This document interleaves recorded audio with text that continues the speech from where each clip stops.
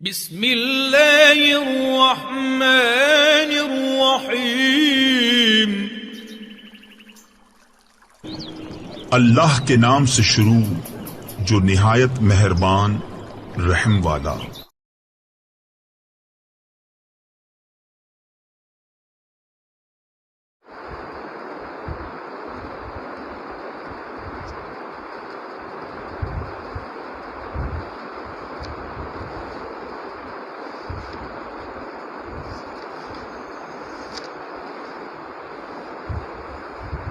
اعوذ باللہ من الشیطان الرجیم، بسم اللہ الرحمن الرحیم۔ ربنا وابعث فیہم رسولا منہم یتلو علیہم آیاتک ویعلمہم الکتاب والحکمت ویزکیہم انک انت العزیز الحکیم۔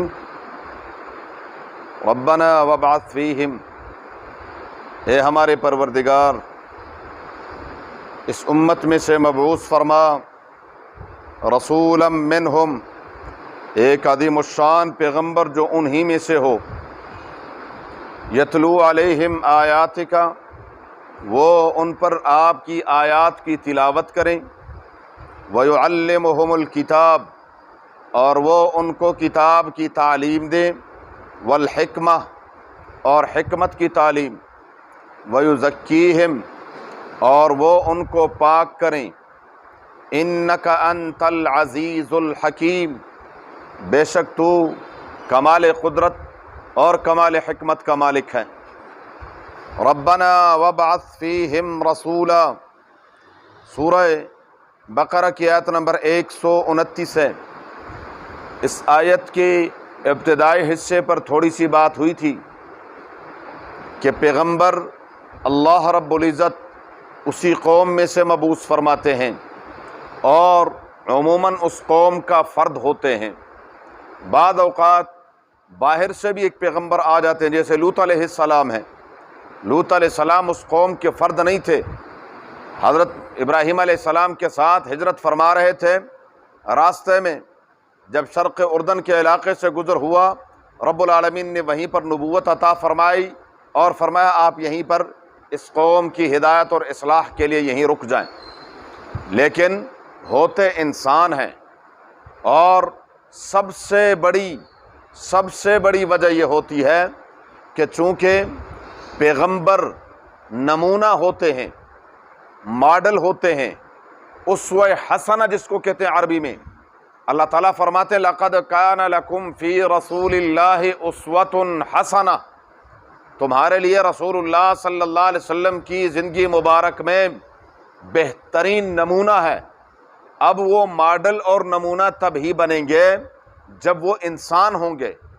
رسول اللہ صلی اللہ علیہ وآلہ وسلم ہمارے لیے زندگی کے ہر موڑ پر نمونہ چھوڑ کر گئے ہیں۔ غمی ہے، خوشی ہے، شادی ہے، بچوں کو بیاہنا ہے، یہ تمام کے تمام امور، خاندان ہے، خاندان کے ساتھ معاشرت ہے، رہنا سہنا ہے، میل جول ہے، یہ تمام کے تمام امور۔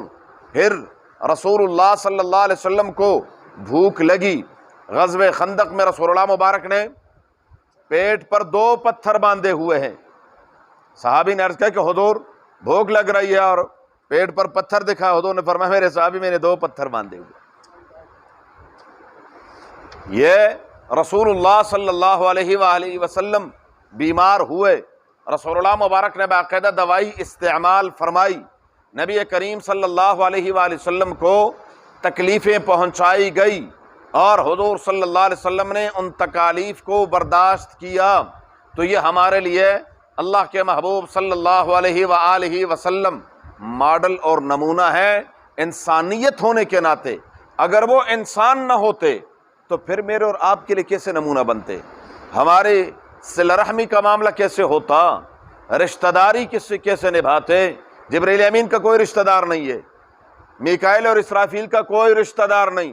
جب سے جبریل امین کو اللہ نے پیدا فرمایا اکیلا جبریل ہی ہے، نہ جبریل کے والد ہیں، نہ جبریل کی والدہ ہے، نہ جبریل امین کی کوئی بیٹی ہے، نہ جبریل امین کا بیٹا ہے، نہ جبریل امین کا کوئی داماد ہے، نہ ان کے نواسے ہیں، نہ ان کا کوئی خاندان ہے۔ کبھی آپ نے سنا کہ جبریل امین کے سر میں درد ہوئی، جبریل امین کو بخار ہوا، جبریل امین کو تکلیف ہوئی؟ نہیں، یہ تمام کے تمام امور سے فرشتے مبرہ ہیں، اور یہ انسانوں کی ضروریات ہیں اور انسانوں کے لیے ماڈل اور نمونہ۔ اور یہ میں نہیں کہتا کہ آپ کہیں کہ یہ اپنی طرف سے تفصیل کر رہے ہیں۔ سورہ بنی اسرائیل میں اللہ تعالیٰ فرماتے ہیں لو کان فی الارض ملائکۃ یمشون مطمئنین لنزلنا علیہم من السماء ملکا رسولا، زمین میں چلنے پھرنے والے اگر فرشتے ہوتے تو ان کے لیے پیغمبر بھی ہم فرشتہ بھیجتے، لیکن زمین میں چلنے پھرنے والے کون ہیں؟ انسان ہے، تو انسان کے لیے ماڈل بھی کون ہوں گے؟ انسان ہی ہوگا۔ انسان کا غیر ہو تو ہم کہیں گے بھائی ہمیں کیا پتا ہے؟ رسول اللہ مبارک کو کیا پتا تھا کہ جی تکلیف کیا ہوتی ہے، سر میں درد کیا ہوتا ہے، بخار کیا ہوتا ہے؟ ام المومنین اماں فرماتی ہیں رضی اللہ تعالی عنہا، آخری وقت ہے، ندا کا عالم ہے، اور میں نے پیالہ پانی کا رکھا ہوا ہے، رسول اللہ مبارک بار بار اس میں ہاتھ رکھ کر چہرہ انور پر پھیرتے ہیں، میں نے دیکھا تو پانی باقاعدہ گرم ہو گیا تھا، اتنا شدید بخار ہے۔ رسول اللہ صلی اللہ علیہ وآلہ وسلم کو مختلف اوقات میں تکالیف وغیرہ آئی، تو اس میں ہمارے لیے رسول اللہ مبارک کیا ہے؟ نمونہ ہے۔ بہرحال یہ بات تھی ابتدائی کہ اللہ تعالیٰ سے ابراہیم خلیل اللہ نے دعا فرمائی کہ اللہ میری اولاد میں سے جو امت عظیمہ، ایک عظیم الشان امت آپ پیدا فرمائیں تو ان کے لیے انہی میں سے ایک پیغمبر ہو منہم، اور اس پیغمبر کے فرائض منصبیہ میں سے پہلا فرض کیا ہے؟ یتلو علیہم آیاتک، وہ ان پر تیری آیتوں کی تلاوت کرے۔ آیات سے مراد احکام، قرآن کریم کی یہ آیات، یہ سب اس سے مراد ہیں۔ آپ اس پر آپ صلی اللہ علیہ وسلم کے فرائض منصبیہ میں سے پہلا فرض یہ ہے کہ یتلو علیہم آیاتک، آپ صلی اللہ علیہ وسلم پر جب وحی کا نزول ہوتا تھا، رسول اللہ صلی اللہ علیہ وسلم کاتبین وحی کو بلاتے تھے، جو قریب ہوتا، عثمان غنی رضی اللہ تعالیٰ عنہ، حضرت زید بن ثابت، امیر معاویہ وغیرہ کئی صحابہ کرام ہیں جو وحی کا لکھنے والے تھے، کاتبین وحی تھے، ان کو بلاتے، فرماتے یہ وحی نازل ہوئی ہے اور یہ فلاں فلاں موقع پر یہ سورت لکھ دیں۔ صحابہ کرام رضوان اللہ تعالیٰ علیہم اجمعین جو کاتبین وحی تھے وہ لکھ لیتے تھے۔ کبھی اسی موقع پر مجمع میں ہی مجلس میں تشریف فرما ہے اور چہرے انور کا رنگ متغیر ہوا، آثار پیدا ہوئے وحی کے نزول کے، اور رسول اللہ مبارک پر باقاعدہ وحی نازل ہونا شروع ہو گئی۔ تھوڑی دیر کے بعد سنبھل گئے اور فرمایا کہ اللہ تبارک و تعالیٰ کا یہ حکم نازل ہوا ہے۔ تو تلاوت کرنا، تلاوت آیات یہ مستقلاً فریضہ ہے۔ اللہ تعالیٰ کا حکم تھا بلغ ما انزل الیک من ربک فإن لم تفعل فما بلغت رسالتہ، میرے محبوب صلی اللہ علیہ وسلم اللہ کا جو پیغام آپ صلی اللہ علیہ وسلم تک پہنچ جائے فوراً اس کو آپ صلی اللہ علیہ وسلم میرے بندوں تک پہنچائیں، یہ ایک فریضہ تھا۔ اور تلاوت آیات، یہ قرآن کریم عام دوسری کتابوں کی طرح نہیں ہے۔ دوسری کتابوں میں صرف مقصد اس کا جو معنی ہوتا ہے وہ ہوتا ہے، الفاظ میں اگر رد و بدل ہو بھی جائے، کوئی تغیر اور تبدل ہو جائے، کوئی اتنی بڑی بات نہیں ہوتی، لیکن قرآن کریم وہ نہیں ہے۔ اصول فقہ وہ اس قرآن کریم کی تعریف بیان کرتے ہیں، والنظم والمعنى جميعا، قرآن کریم صرف معنی نہیں ہے، الفاظ، یہ جو الفاظ ہیں یہ الفاظ بھی ہے اور اس کا معنی بھی ہے۔ اس لیے عام کتابوں کی طرح آپ کوئی کتاب ہے، دنیا کی کوئی بھی کتاب ہے، آپ اس کو دوسری زبان میں ترجمہ کر لیتے ہیں، اردو سے انگریزی میں ہو جاتا ہے، انگریزی سے اردو میں ہو جاتا ہے، عربی سے انگریزی میں ہو جاتا ہے، انگریزی سے عربی میں ہو جاتا ہے، مختلف زبانوں میں ترجمے ہوتے رہتے ہیں، اس اصل کا کوئی پتہ نہیں ہوتا کہ اصل الفاظ کیا ہیں، بس اس کا ترجمہ ہو گیا، بس بات ختم ہو گئی۔ لیکن قرآن کریم کا حکم یہ نہیں ہے۔ قرآن کریم کو محض ترجمہ چھاپنا ناجائز ہے، شرعاً یہ ناجائز ہے۔ آپ صرف اردو میں قرآن کا ترجمہ نہیں چھاپ سکتے، جی ہاں، صرف انگریزی میں قرآن کریم کا ترجمہ چھاپنا یہ ناجائز ہے۔ قرآن کریم کا ترجمہ وہ ہوگا جس کے ساتھ اس کے الفاظ ہوں گے، عربی کے الفاظ ہوں گے، بلکہ الفاظ تو بڑی دور کی بات ہے، انداز بھی ہوگا۔ مستقل ایک فن ایجاد ہوا اس کے لیے، اس کو کہتے ہیں تجوید۔ یہ تجوید کا فن ہے کہ اس لفظ کو آپ کیسے پڑھیں گے، اپنی مرضی سے نہیں پڑھ سکتے۔ یہ تو ہم خیر ویسے ڈاڈے لوگ ہیں، جو مرضی ہمارے منہ میں آتا ہے ہم کہہ دیتے ہیں، ہمیں کوئی پرواہ نہیں ہوتی۔ ایسی بات نہیں ہے کہ جو آپ کے منہ میں آئے اور آپ کہیں گے، نہیں نہیں، جو لفظ ہے وہ لفظ آپ نے پڑھنا ہے، اور وہ لفظ صرف لفظ نہیں، وہ لفظ موٹا ہے یا باریک ہے، اس کو لمبا کرنا ہے یا نہیں کرنا۔ ہم تو اپنی مرضی سے جہاں چاہتے ہیں اس کو لمبا کر دیتے ہیں، جہاں چاہتے ہیں اس کو چھوٹا کر دیتے ہیں، جو مرضی۔ نہیں نہیں، ایسا نہیں ہے۔ رسول اللہ مبارک فرماتے ہیں اقرأ القرآن بلحون العرب واصواتها، قرآن کریم کو عربوں کے لہجے میں پڑھیں، عربوں کے لہجے میں پڑھیں، ان سے قرآن سیکھیں۔ یہ ایسا نہیں ہے کہ جو آیا اور بس آپ نے، ایسی نہیں۔ تلاوت آیات، رسول اللہ صلی اللہ علیہ وسلم فرماتے ہیں لا اقول الف لام میم حرف بل الف حرف ولام حرف ومیم حرف، صرف اور صرف جو الفاظ کی تلاوت کرتا ہے ثواب ہی ثواب ہے۔ حضور نے فرمایا میں نہیں کہتا کہ الف لام میم ایک حرف ہے، بلکہ الف الگ حرف ہے، لام الگ حرف ہے اور میم الگ حرف ہے۔ پھر الف میں 3 حرف ہیں، لام میں 3 حرف ہیں اور میم میں 3 حرف ہیں، تو الف لام میم یہ 90 نیکیاں ہو گئی، ایک حرف پر اللہ تعالیٰ 10 نیکیاں عطا فرماتے ہیں۔ یہ 90 نیکیاں صرف الف لام میم، معنی کا کچھ نہیں پتا، کسی کو بھی نہیں پتا کہ الف لام میم کا کیا معنی ہے، لیکن کیا ہے آپ پڑھتے ہیں اور اللہ تبارک و تعالیٰ آپ کو نیکیوں سے نوازتے ہیں، درجات عطا فرماتے ہیں۔ تو قرآن کریم کی تلاوت، صحابہ کرام رضوان اللہ تعالی علیہم اجمعین میں ایسے صحابہ تھے جو 3 دن میں قرآن کریم مکمل کرتے تھے، ایسے صحابہ تھے، اور یہ عام تھے، 7 دنوں کی عام روٹین تھی، 7 دنوں میں پورا قرآن پڑھنا یہ عام روٹین ہے۔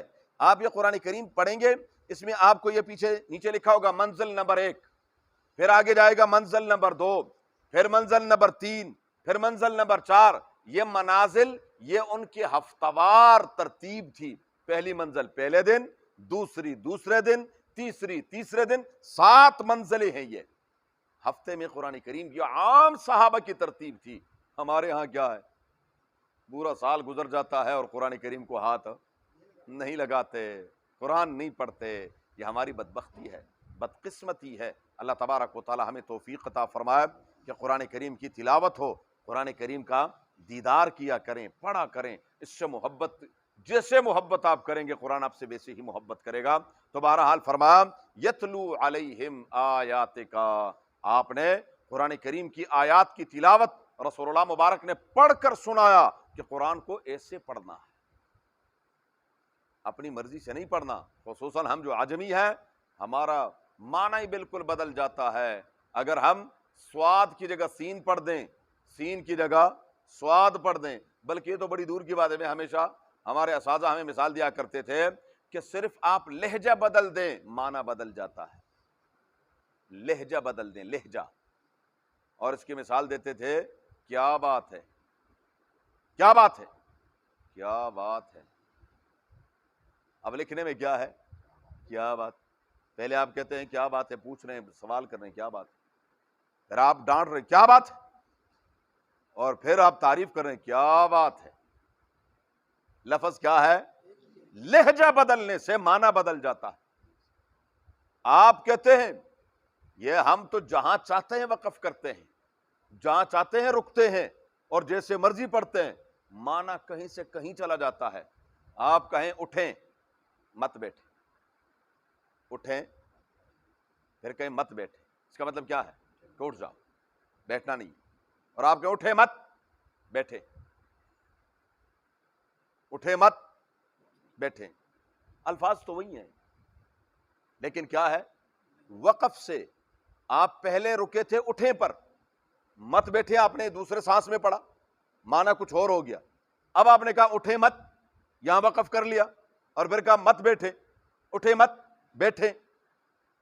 تو جہاں آپ وقف کرتے ہیں وہاں معنی کہاں سے کہاں پہنچ جاتا ہے، ہمیں پرواہ کوئی نہیں ہوتا۔ ہم کہتے ہیں بھائی اللہ بڑا غفور الرحیم ہے جی، اس میں تو کوئی شک ہی نہیں ہے، کہیں یہ نہ وہ اپنے لیے بد دعائیں کر رہے ہو۔ ہاں ہاں، تو یہ ہے قرآن کریم سیکھنا چاہیے، قرآن کریم کا پڑھنا سیکھنا چاہیے۔ بورڈوں پر لکھا ہوتا ہے کہ جی ماشاءاللہ اسکول میں بچوں کے تلفظ پر بڑی محنت کی جاتی ہے کہ وہ انگریزی بالکل انگریزوں کی طرح پڑھے۔ کیا بات، انگریزی کے بارے میں تو یہ ہے، لیکن کیا ہے قرآن کے بارے میں یہ نہیں ہے کہ یہاں میرا بچہ قرآن ایسا پڑھے جیسے عرب پڑھتے ہیں۔ اللہ ہم سب کو توفیق عطا فرمائے۔ فرمایا یتلو علیہم آیاتک، آپ صلی اللہ علیہ وسلم ان پر قرآن کریم کی آیات کی تلاوت کریں۔ دوسرا فریضہ کیا ہے؟ وَيُعَلِّمُهُمُ الْكِتَابَ انشاءاللہ زندگی۔ اللہم صلی علی محمد وعلی آل محمد کما صلیت علی ابراہیم وعلی آل ابراہیم انک حمید مجید۔ اللہم بارک علی محمد وعلی آل محمد کما بارکت علی ابراہیم وعلی آل ابراہیم انک حمید مجید۔ اللہم ارحمنا بالقرآن العظیم، اللہم ارحمنا بالقرآن العظیم، اللہم ارحمنا بالقرآن العظیم واجعلہ لنا اماما ونورا وہدی ورحمتا یا رب العالمین۔ اللہم ذکرنا منہ ما نسینا وعلمنا منہ ما جہلنا وارزقنا تلاوتہ آناء اللیل واطراف النہار واجعلہ لنا حجتا یا رب العالمین۔ اللہم نور قلوبنا بالقرآن وزین اخلاقنا بالقرآن ونجنا من النار بالقرآن وادخلنا الجنة بالقرآن۔